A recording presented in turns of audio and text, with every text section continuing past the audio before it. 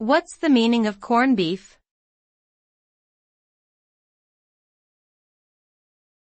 Corned beef.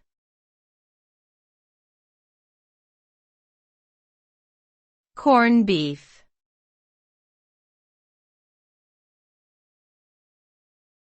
Corned beef.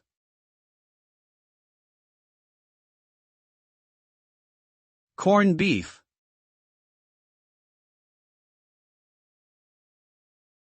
Corned beef is a type of salt-cured beef made from brisket, which is typically boiled or simmered for several hours until tender. The term corned refers to the small size of the salt crystals that are used to cure the meat, which were historically referred to as corns of salt. The resulting dish can be used as a filling for sandwiches or served with vegetables such as cabbage or potatoes.